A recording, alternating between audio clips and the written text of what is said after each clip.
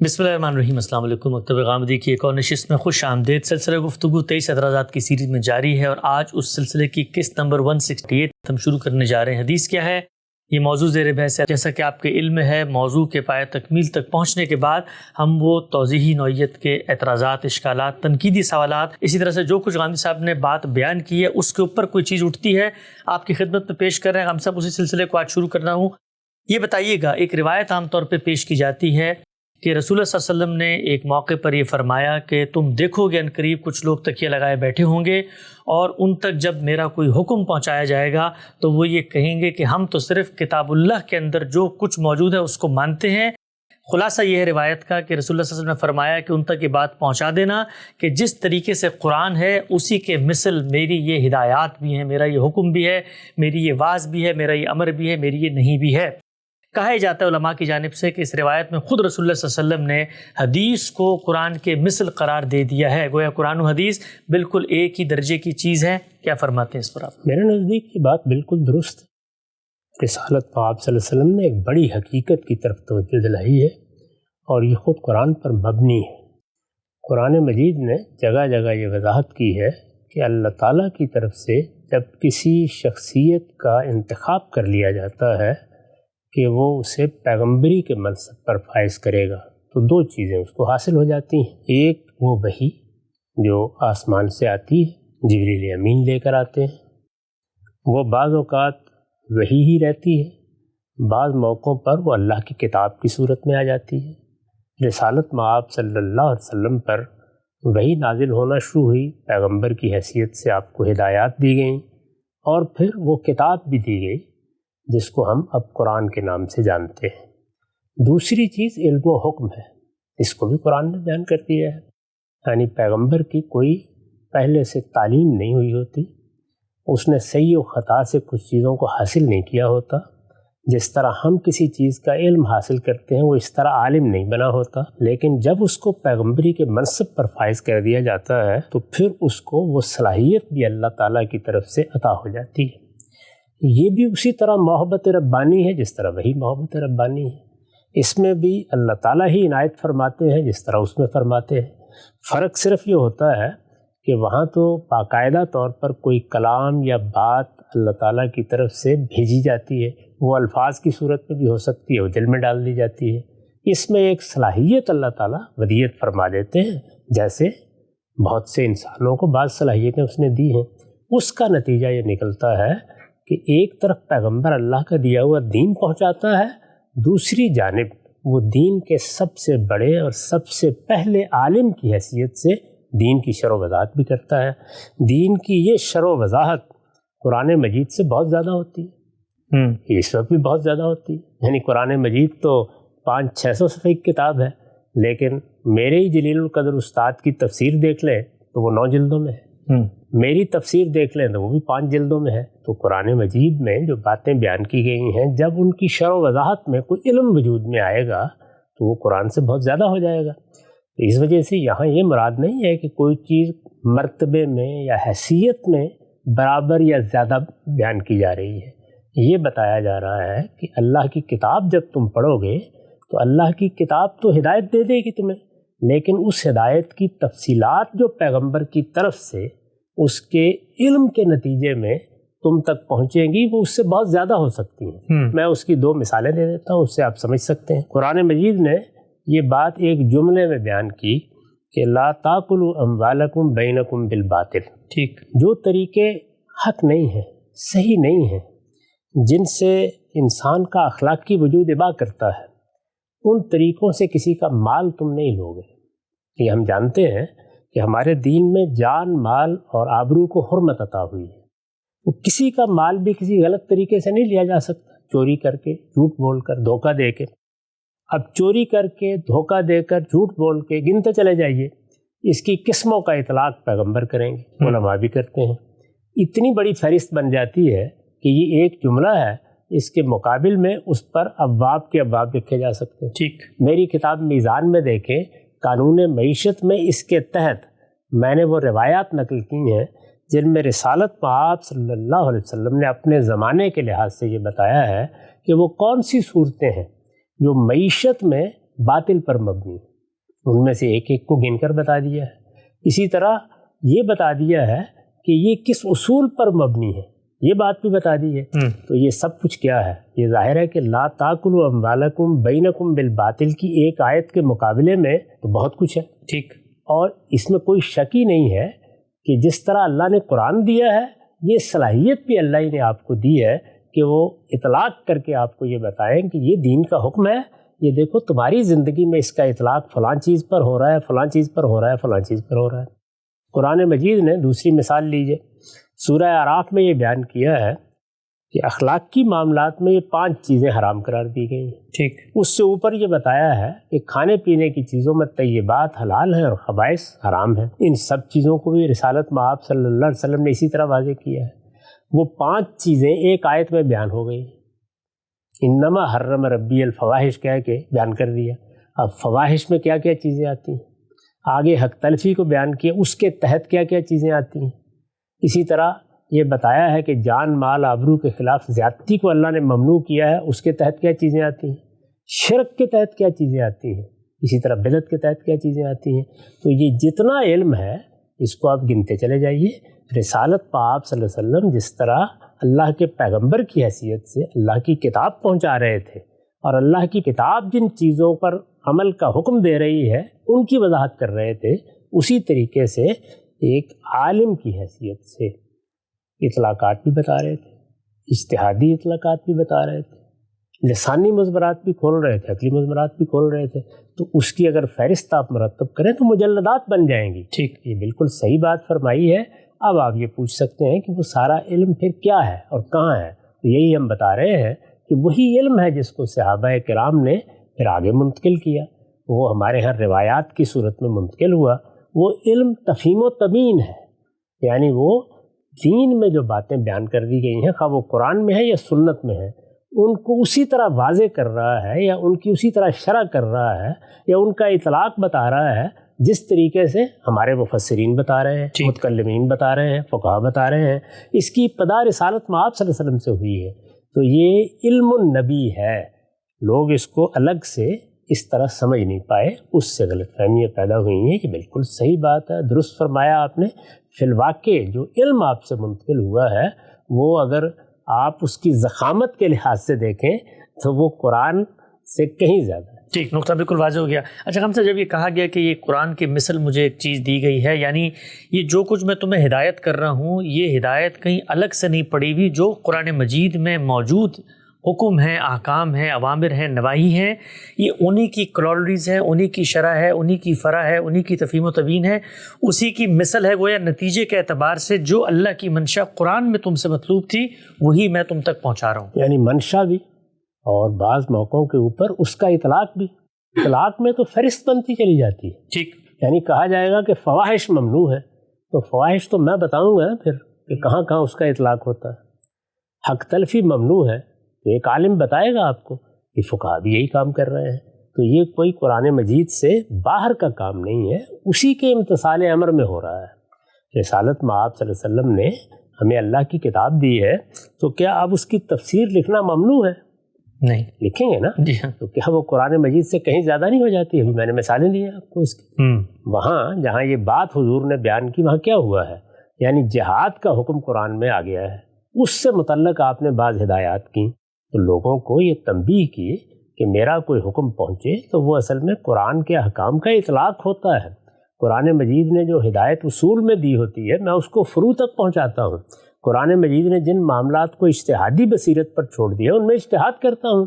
اس کے نتیجے میں جو کچھ سامنے آتا ہے وہ قرآن ہی کا دیا ہوا علم ہے، میں اسے بھی پہنچا رہا ہوں. اور یہ بات کہ تم اس کو کہیں رد نہ کر بیٹھنا، یہ اس لیے فرمائی، اس پر ہم گفتگو کر چکے ہیں کہ میں اللہ کا پیغمبر ہوں، اطاعت لازم. میرے بارے میں بھی قرآن نے یہ بتا دیا ہے کہ جب میں کوئی بات کہوں اور میرا فیصلہ سامنے آ جائے، خواہ وہ کسی اجتہادی معاملے میں ہے، خواہ وہ کسی ذاتی یا شخصی معاملے میں ہے، تو پھر اس کا امتثال ضروری ہے. تو یہ بات بالکل درست فرمائی آپ نے، قرآن کے بالکل مطابق فرمائی. اور قرآن نے ان دونوں چیزوں کا ذکر کیا ہے کہ پیغمبر پر وحی بھی آتی ہے اور اسے علم و حکم بھی عطا کیا۔ ٹھیک، عام صاحب نقطہ بالکل واضح ہو گیا۔ اچھا، جیسا کہ عام صاحب نے یہاں بیان فرمایا، روایت جس موقع اور محل کی ہے، خیبر کے اندر رسالت محمد صلی اللہ علیہ وسلم اقدام کرنے جا رہے ہیں، اور دوسری جانب سے جو سردار ہے وہ کھڑے ہو کے مسلمانوں پر کچھ الزامات لگاتا ہے کہ ابھی آگے ہیں، حرث و نسل کی تباہی کریں گے، آگ لگائیں گے فصلوں کو، عورتوں کو بے دریغ قتل کریں گے۔ اس موقع پر رسول اللہ صلی اللہ علیہ وسلم نے خطبہ دیا ہے، اور اس خطبے کے یہ الفاظ ہیں، اور جس میں بات فرمائی ہے کہ میں دیکھ رہا ہوں کہ اس جنگ کے موقع پر ہر ایک فتح چاہتا ہے، غلبہ چاہتا ہے، مال غنیمت بھی چاہتا ہے۔ اس موقع پر اگر میری ان ہدایات کی پاسداری نہیں کرو گے تو یہ دین کی خلاف ورزی ہوگی، اور یہ عذر مسموع نہیں ہوگا کہ کوئی شخص کہے کہ یہ تو قرآن میں ہم نے پایا ہی نہیں کہ بھی فصلوں کو نہیں جلانا ہے اور کوئی کام نہیں کرنے، میں ہدایت کر رہا ہوں کہ یہ کام نہیں کرنے۔ اچھا غام صاحب، وہاں تو رسالت محمد صلی اللہ علیہ وسلم سامنے موجود ہیں، ان کی ہدایت اگر مجھے یہ بھی پہنچتی ہے کہ اس لکیر سے آگے نہیں بڑھنا تو میرے لیے واجب الاطاعت ہے، لیکن آج کے دور میں جب میں ذخیرہ حدیث میں جا کے ان کی چیزیں پڑھتا ہوں تو پڑھنے سے پہلے جو تحقیق کا عمل ہے، اس تحقیق کے عمل میں اس چیز کی ہرگز نفی نہیں ہو رہی کہ میں آپ کی ہدایت کی اطاعت نہیں کروں گا یا میں اس کو اس قابل نہیں سمجھتا۔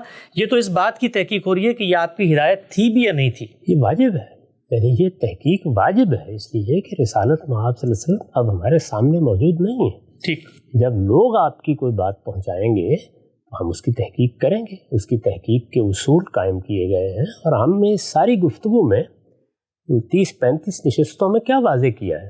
یہی بتایا ہے کہ اس میں کوئی دین میں اضافہ نہیں ہو رہا، اس میں دین میں کوئی کمی نہیں ہو رہی، یہ اس کی تفہیم و تبیین ہے، یعنی دین کو سمجھایا جا رہا ہے، دین کی وضاحت کی جا رہی ہے۔ تعجب ہوتا ہے کہ یہ کام ایک عالم کرے، اور کوئی بڑا عالم کوئی تفسیر لکھ دے یا فقہ کی کوئی کتاب لکھ دے تو ہم تلاش کرتے پھرتے ہیں۔ اللہ کے پیغمبر کا علم منتقل ہو تو ہم تحقیق نہیں کریں گے، تلاش نہیں کریں گے، اس سے بڑی بدقسمتی کیا ہو سکتی ہے؟ یہ سب کریں گے۔ صحابہ کرام نے احتیاط کی کہ یہ چیزیں کہیں رسالت محمد صلی اللہ علیہ وسلم کی نسبت غلط منسوب نہ ہو جائیں۔ ٹھیک، لیکن جو کچھ پھر ہم تک پہنچ گیا وہ بہت بڑی نعمت ہے، تو اس کی ہم تحقیق بھی کریں گے۔ جب ہمارا اطمینان ہو جاتا ہے کہ یہ ہمارے پیغمبر کی بات ہے تو پھر محتمل الوجوہ معاملات میں سر تسلیم ہم بھی کرتے ہیں، اس لیے کہ وہاں تو اجتہادی اختلافات کا پورا امکان ہوتا ہے۔ پیغمبر کی بات معلوم ہو گئی تو اللہ کا شکر ادا کریں گے کہ ہم جو بات سمجھ رہے تھے اس میں فیصلہ نہیں کر پا رہے تھے، ایک فیصلہ ہمارے سامنے آ گیا۔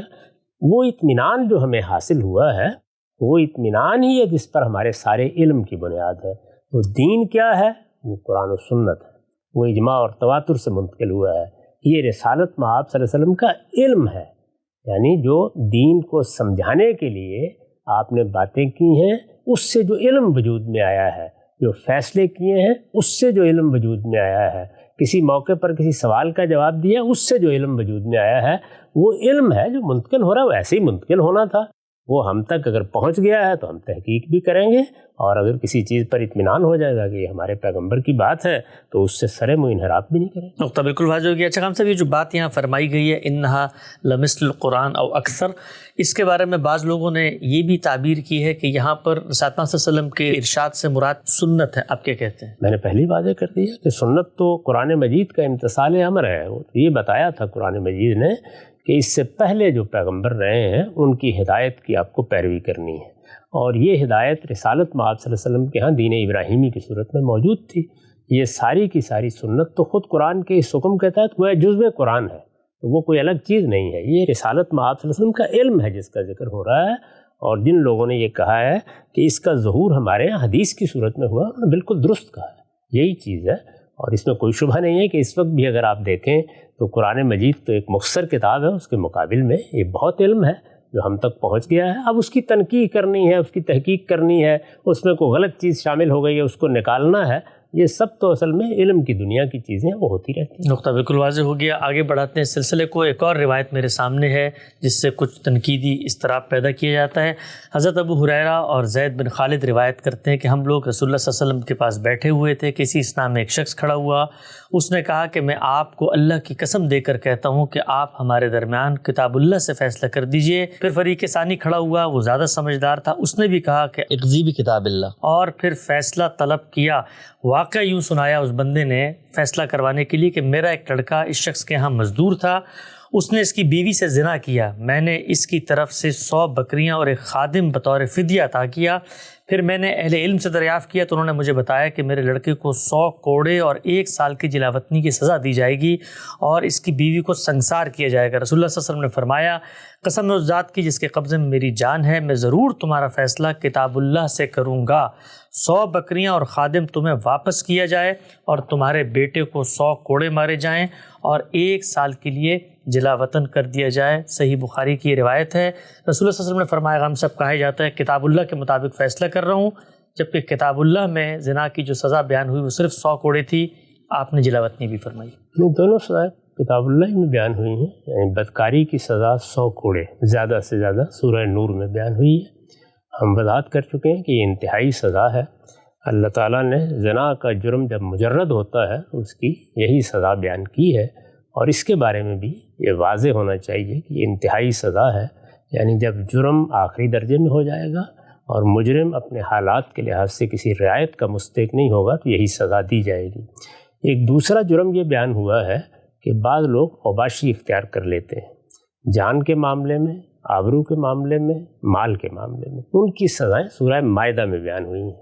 وہاں ایک سزا یہ بھی بیان ہوئی ہے کہ یُنفُ مِنَ الْأَرْضِ، اس طرح کے مجرموں کو جلاوطن کر دیا جائے۔ تو رسالت مآب صلی اللہ علیہ وسلم نے دونوں جرائم کا مرتکب ہونے کی وجہ سے اس کے بیٹے کو یہ 2 سزائیں دی ہیں، یعنی زنا کے جرم میں 100 کوڑے کی سزا سورہ نور کے مطابق، اور اس کی اوباشی کے جرم میں اس کو 1 سال کی جلاوطنی کی سزا سورہ مائدہ کے مطابق۔ یہ بالکل درست ہے اور قرآن مجید کے مطابق ہوا ہے۔ نقطہ بالکل واضح ہو گیا۔ اچھا، آگے بڑھاتے ہیں سلسلے کو۔ ہم سب یہ عذاب قبر کے بارے میں بہت ساری روایات آتی ہیں، بڑی اس میں تفصیلات بھی آتی ہیں، مختلف گروہوں کے ساتھ کیا معاملات ہوں گے، کیا سوال و جواب ہوں گے۔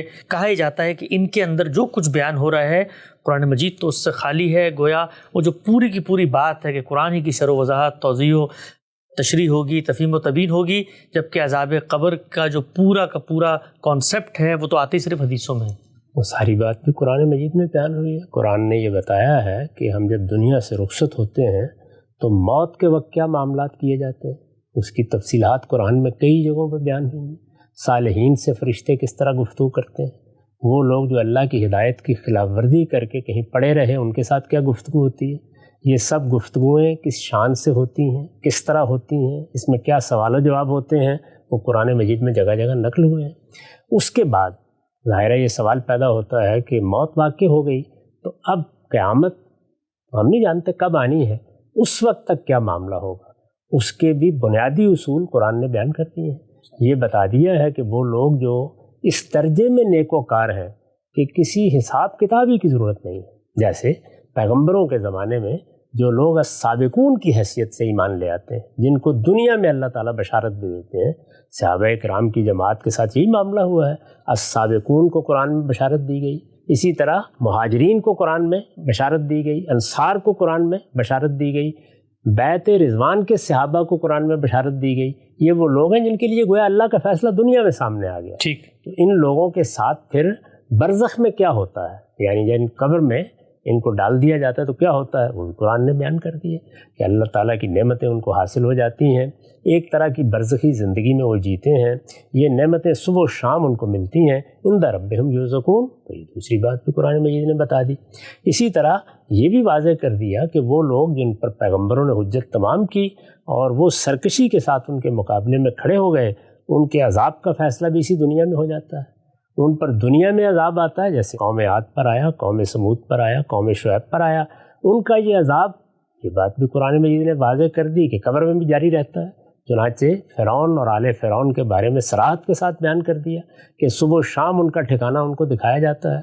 اس کے بعد رہے باقی لوگ، ان کے بارے میں بھی یہ بتا دیا کہ وہ سب اپنی قبروں میں سوئے ہوئے ہیں، قیامت کے دن اٹھائے جائیں گے اور اس کے بعد ان کا حساب و کتاب ہوگا۔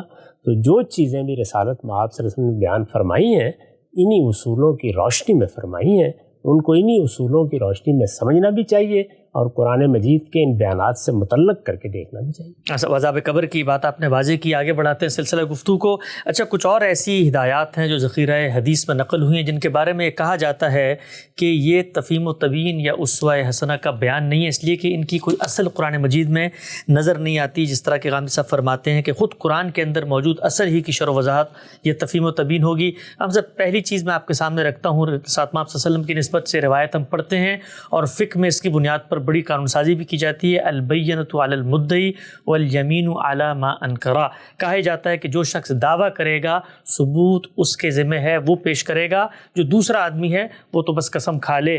کیا فرماتے ہیں؟ قرآن مجید میں تو یہ موضوع کہیں زیر بحث ہی نہیں، اس کو رسول اللہ صلی اللہ علیہ وسلم نے بیان کی۔ اس میں جو بنیادی بات بیان کی گئی ہے وہی صحیح نہیں ہے۔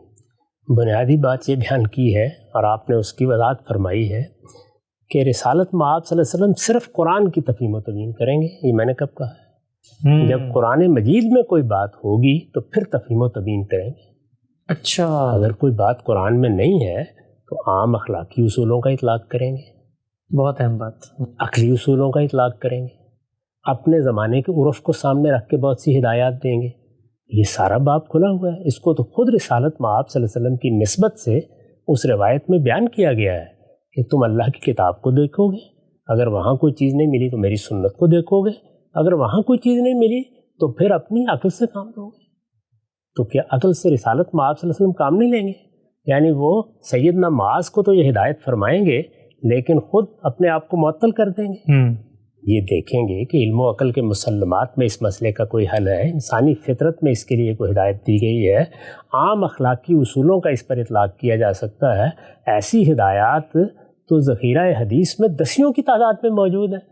جو بات کہی گئی ہے وہ یہ ہے کہ اگر کوئی چیز قرآن میں موضوع بن گئی ہے تو پھر اس کی تفہیم و تبیین ہوگی، اور اگر کوئی چیز دین سے متعلق رسالت میں آپ صلی اللہ علیہ وسلم نے واضح کر دی ہے، یعنی وہ سنت میں آ گئی ہے، تو پھر جو کچھ بھی آئے گا وہ اس پر رسالت میں آپ صلی اللہ علیہ وسلم کے عمل کا بیان ہوگا۔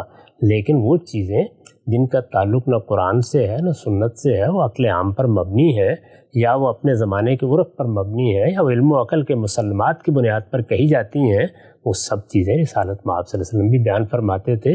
سارا اجتہاد انہی اصولوں پر ہوتا ہے، یعنی اجتہاد کی ضرورت کب پڑتی ہے؟ اسی لیے تو اجتہاد کی ضرورت پڑتی ہے کہ کوئی بات قرآن میں نہیں ہوتی، کوئی بات سنت میں نہیں ہوتی۔ تو اب ہم دیکھتے ہیں کہ کیا قرآن یا سنت میں بیان کردہ کسی اصل کا اطلاق کیا جا سکتا ہے؟ وہ بھی نہیں ملتی تو پھر دیکھتے ہیں کہ علم و عقل کے مسلمات میں کوئی چیز موجود ہے، وہ بھی نہیں ملتی تو پھر دیکھتے ہیں کیا کوئی اخلاقی اصول ایسا ہے جس کو سامنے رکھ کے یہ بات کہی جا سکے۔ تو حضور نے اسی بنیاد پر یہ فرمایا، بڑی عقلی بات ہے کہ جس آدمی نے الزام لگایا ہے اور کوئی دعویٰ پیش کیا ہے اس کو دلیل دینی چاہیے۔ بالکل عقلی مسلم ہے، ساری دنیا میں مانا جاتا ہے، کون ہے کہ جو اس کا انکار کرتا ہے؟ لیکن اگر کسی کے پاس ایسی کوئی چیز نہیں ہے، وہ دعویٰ تو کر رہا ہے یہ زمین میری ہے، یہ اس نے ہتھیا لی ہے، میرے ساتھ زیادتی کی ہے، وہ دعویٰ لے کے آ گیا ہے، عدالت میں آ گیا ہے۔ اس وقت جو عدالتیں قائم ہیں وہ قرآن پڑھ کے لوگوں سے یہ کہتی ہیں کہ آپ ذرا اس کے اوپر دلیل پیش کیجیے۔ نہیں، وہ تحقیق کروا لیتی ہیں کہ بھئی کس کے نام پر ہے۔ تحقیق کروائیں گے، گواہ طلب کریں گے، لوگوں سے کہیں گے کہ اس کی دلیل پیش کرو، میں آپ کے خلاف جا کے مقدمہ کر دوں تو کیا تقاضا کرے گا مجھ سے؟ ایک آج کا جج کیا تقاضا کرے گا؟ امریکہ کا کیا کرے گا؟ برطانیہ کا کیا کرے گا؟ بھائی دلیل مانگے گا۔ تو یہی بات جو مسلمہ بات ہے حضور نے بھی بیان فرمائی۔ اگر کسی آدمی نے انکار کر دیا ہے کہ یہ بات تو ٹھیک نہیں ہے اور ادھر سے دلیل بھی نہیں پیش کی جا سکی، تو اس صورت میں پھر بڑی معقول بات ہے کہ اس سے کہا جائے کم سے کم تم قسم کھاؤ تاکہ یہ معلوم ہو جائے کہ تم صحیح بات کر رہے ہو۔ یہ بالکل عقلی بات ہے جو حضور نے فرمائی ہے، اس میں کہاں ڈھونڈنے کے لیے چلے گئے لوگ اس کو قرآن مجید میں۔ ٹھیک، وہ بالکل نقطہ واضح ہو گیا۔ آگے بڑھاتے ہیں۔ چغام صاحب، یہ کہا گیا ہے کہ حدیثوں کے اندر بہت ساری قیامت کی علامات بیان کی جاتی ہیں، علامات قیامت کا باب ہے، جس طرح عرب کے ننگے بدن، یہ چرواہے اور ننگے پیر یہ عمارتوں کی بلندی میں ایک دوسرے سے مقابلہ کریں گے، اس طرح قرب قیامت کی بعض وقوع قیامت کی علامات ہوتی ہیں، زمین کا پیٹ پھٹے گا۔ کہا جاتا ہے کہ ان سب کی اصل بھی کہیں پر قرآن مجید میں موجود نہیں اور ان کا تعلق تو خالص خبر سے ہے، دین سے ہے۔ نہیں، یہ بھی قرآن مجید پر مبنی ہے۔ قرآن نے جب قیامت کی خبر دے دی اور یہ بھی بتا دیا کہ اس سے پہلے اس کے کچھ آثار نمودار ہوں گے، تو اب رسالت میں آپ صلی اللہ علیہ وسلم اس کی وضاحت کر رہے ہیں۔ اللہ تعالیٰ نے سیدنا مسیح کی شخصیت کو قیامت کی علامت قرار دیا، حضور کی اپنی بعثت کو قیامت کی علامت قرار دیا، یاجوج ماجوج کے خروج کو قیامت کی علامت قرار دیا. یہ بتا دیا اصول میں کہ قیامت سے پہلے کچھ چیزیں اس طرح سے سامنے آئیں گی. رسالت میں آپ صلی اللہ علیہ وسلم 10 باتیں بیان فرمائیں. آپ اللہ کے پیغمبر ہیں. اس میں کیا چیز ہے جو قرآن کے خلاف ہے؟ البتہ تحقیق کر کے ہم یہ دیکھیں گے کہ نسبت کیا فی الواقع ثابت ہے، قبول بھی کریں گے. ٹھیک، نقطہ واضح ہو گیا. آخری مثال پیش کرتا ہوں حدیث سے. یہ روایت ہے کہ البیعان بالخیار ما لم یتفرقا. رسول اللہ صلی اللہ علیہ وسلم نے فرمایا خریدنے اور بیچنے والے دونوں کو اس وقت تک اختیار ہوتا ہے جب تک وہ ایک دوسرے سے جدا نہ ہوں. گویا آپ نے کوئی چیز لی ہے، مجھے وہ اچھی نہیں لگی تو میں نے اسی وقت واپس کرنی ہے. اگر ہم لوگ ایک جگہ پر موجود ہیں، کہا یہ گیا ہے کہ یہ قرآن مجید کی کس اصل کی شرح وضاحت ہے؟ قاعدہ عامہ ہے جس کا اطلاق کیا ہے. یہ قاعدہ عامہ ہے، بالکل عقلی ہے کہ کوئی چیز دوسروں کے لیے نقصان کا باعث نہیں بننی چاہیے، کسی چیز میں نزاعت پیدا نہیں ہونے چاہیے. اس کو سامنے رکھ کے 10 ہدایات دی جائیں گی. اس وقت جو قانون سازی کی جاتی ہے وہ انہی اصولوں پر کی جاتی ہے. جو غلطی ہمارے ہاں لوگ کرتے ہیں وہ یہ ہے کہ رسالت میں آپ صلی اللہ علیہ وسلم کی ایک حیثیت ہے پیغمبر کی، اس میں آپ نے دین پہنچا دیا. ایک حیثیت ہے دین کے عالم کی، اس میں آپ دین کی شرح و وضاحت کرتے ہیں. اس کے ساتھ آپ حکمران بھی ہیں، آپ بیویوں کے شوہر بھی ہیں، انتظامی فیصلے بھی آپ نے انتظامی فیصلے بھی کرنے ہیں. وہ اجتہادی امور ہیں، ان میں آپ بہت سی ہدایات دیں گے. یہ بھی اسی نوعیت کی ایک چیز ہے. ایسی سب چیزوں کو اسی عنوان کے تحت رکھنا چاہیے. نقطہ بالکل واضح ہو گیا. حدیث کیا ہے کہ زیر عنوان اس نشست میں ہم نے وہ متفرق سوالات غامدی صاحب سے پوچھے. کچھ اور بھی سوالات ہیں، انشاءاللہ دوبارہ لے کے حاضر خدمت ہوں گے. وقت یہاں پہ ختم ہوتا ہے. اب تک آپ کے وقت کا بہت شکریہ.